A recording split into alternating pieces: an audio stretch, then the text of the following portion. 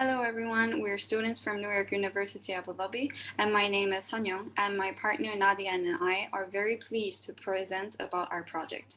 So our project was on characterization of microplastics that are found in the shores of the UAE, and also designing methods that can effectively remove these microplastics from the UAE shores.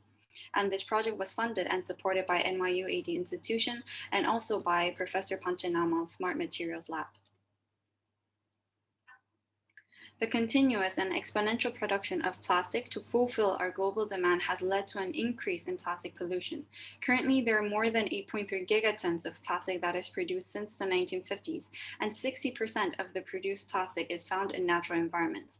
And this poses a great threat to both humans and animals and is of growing international concern.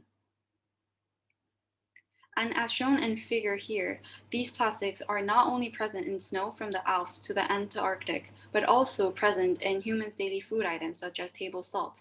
And not only that, there were studies reporting the presence of these microplastics in camels and also in human placenta.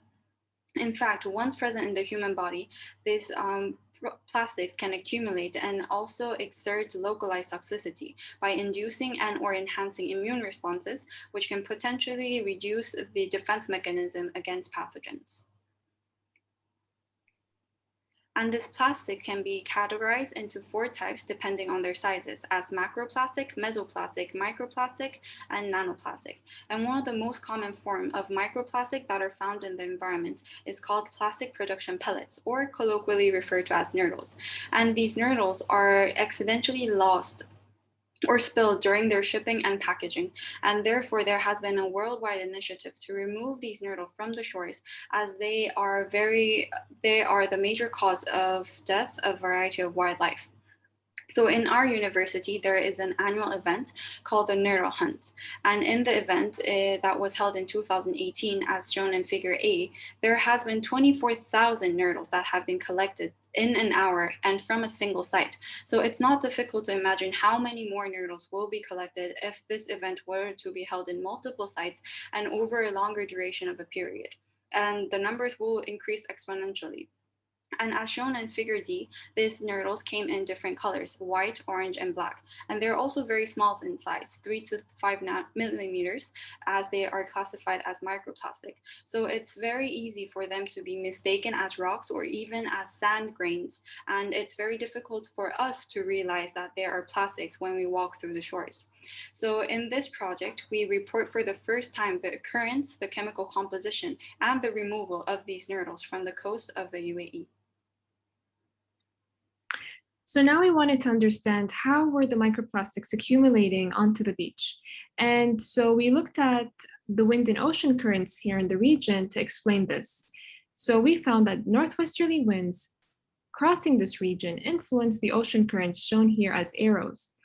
And this current starts here at the Strait of Hormuz, where low salinity water enters and goes up to and reaches the shores of Iraq and Kuwait, where it transitions into an intermediate between low and high salinity water. Then this water goes down to the UAE and out through the Strait of Hormuz as high salinity water. And so we believe that the combined forces of the wind and ocean currents and the geographic location of the UAE, unfortunately, the UAE acts as a sink for these microplastics. Here on the right is a map of Abu Dhabi. And in this inset here is a site of nurdle collection or microplastic collection, which is Saadiyat Beach. After collection, we wanted to understand or identify the composition of these plastic pellets. And so first we conducted Raman and then we conducted IR spectroscopy. Due to the abundance of white and black pellets, we studied and the very low amount of orange pellets, we first analyzed white and black pellets using Raman. From our Raman spectrum, we can see that both pellets have peaks in this region and in this region. And by comparing these peaks to our literature search, we found that they were characteristic of polyethylene, shown here on the bottom. Then we assumed, or we believed that the pellet, the black pellet, had an additive that was contributing to its color and its physical properties. And we analyzed and we extracted and analyzed this additive using Raman, and we found that it had the following peaks. And these peaks are also characteristic of carbon-based additives. Then we wanted to confirm our polymer species using IR spectroscopy, namely ATR, and we analyzed white, orange, and the black nurdles. And here we found that all three pellets had peaks in this region here and in this region here, which are also notable peaks found in polyethylene. Then we wanted to understand how much of the additive was within the black pellet. And so to quantify this, we conducted thermogravimetric analysis to do so.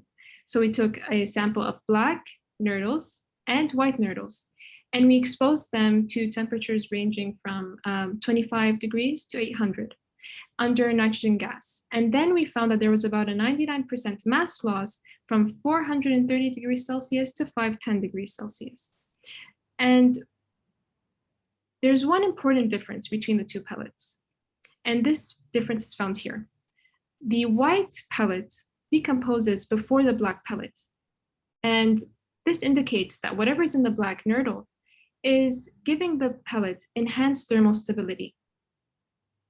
Then at 650 degrees Celsius, we changed the airflow from nitrogen gas to oxygen gas to observe if there was a secondary mass loss. And we did indeed find that there was a secondary mass loss. And we attributed this to the combustion of our carbon-based additive. And through calculations, we found that this additive made up 2% of the pellet's weight.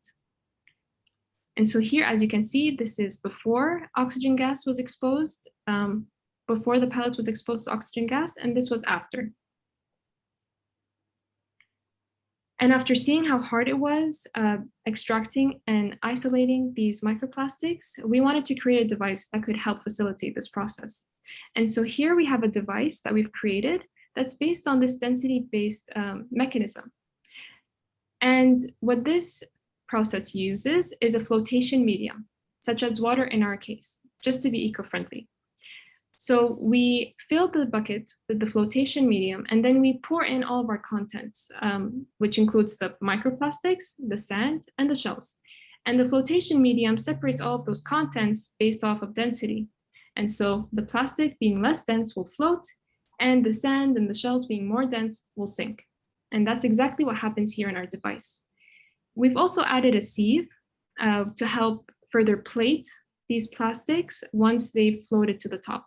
So initially the sieve is vertical, and then after the plastics have all floated to the top, we turn this knob to have the sieve horizontal, and then we can remove this attachment here, as you can see, and we can have the microplastics plated for further processing. So one method for upcycling is to preserve these nurdles in an eco-friendly resin. So in this project, we made a phone stand out of nurdles. So first, these molds were made out by 3D printing, and these nurdle pellets were put into these molds. And as you can see, this produced product is large enough so that it will not be lost easily like the nurdles, and also it can be used daily, every day near us. And also in the future, we can also make other ornaments such as keychains that resemble waves that is the place where the nurdles came from, and also other bookmarks or other jewelries that can be used every day and seen every day. And by using and seeing these objects every day, we will be able to continuously be aware and be conscious about our environment. In conclusion, we've addressed the growing concern of plastic pollution and specifically the accumulation of microplastics here on our own shores. We've also identified the polymer species of our microplastics, namely being polyethylene, and seeing how hard it was isolating and extracting these microplastics from the beach, we created a device to help facilitate this process. And after collecting these nurdles, we then upcycled them for possible daily use. And this issue of microplastics and plastic accumulation is of great concern, because if we don't address it now, we may be going to our beaches and collecting nurdles instead of shells. And thank you very much for watching.